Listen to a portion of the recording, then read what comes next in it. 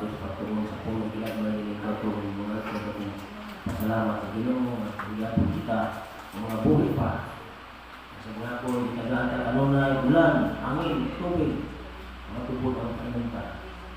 Salamat ang itagata ng panglawas, palit ng tas mga kalamidad, mga kamatay, mga disgrasya, mga sakit, mga pa mga ibang tao, palit ng usa ang mga salamat.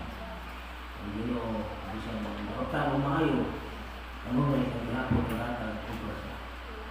Wala na kung kanunay sa pinabuhi, ihalad diya sa Ginoo. Yung nakita mga sundalo ni Kristo. Kita mga sundalo, di sundalo sa pag-ikawan, di sundalo sa igahit, kung sa mga kapatid. Buwak na ni kay Panginoon, di kita sundalo ni Kristo. Buwak na ni ka sundalo ni sa Diyos, sundalo ni Tanas. Diya ka sa Ginoo, na pagkapapailo ko niyo. Napag-iangayon, napagkamaluluyon, napag-igait, igugmaon. Hindi pa nabilabihon, di ako pun. Ang hatagan sa Ginoo, tapi na itong alam ito.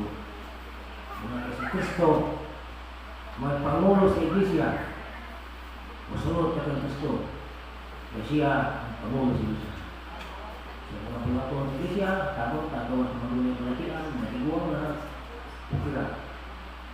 Simba, ang labangan kay kini, muna pa ng ibusa, di mo pa rin pagin.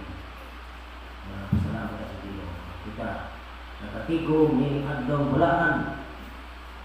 Jadi adlaw bulaan mo timaan sa Ginoo sa tao. Kinahanglan mo simba ta, di mo nagbuntag, simple pares kay tiguog man eh, bulaan. Hindi ka pares-pares buntag gatas. Kaya inyo daw, Adventista del Septimo Media. Adventista del Tibuok ng atong pagalaga. Sa langit, uskutin din sa kaadlaw ng simbalikod ng asa.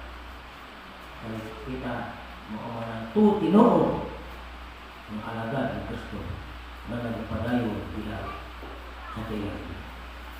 Kung wala ang masawa sa mga isunan, ang wala ang pagkakas. Kung tayo mga subok, kaya kinihaw kay pagkakas ng sa Diyos ang kasakad sa paghukom. Mahal ko sa Diyos. Kasi meron sa Diyos, mayo. Ang hindi mayo, hukman sa Diyos. At ang silita. Sa dugay na natin, alakad, pila, at suwi, kita sa pagkabata, hantod kalong.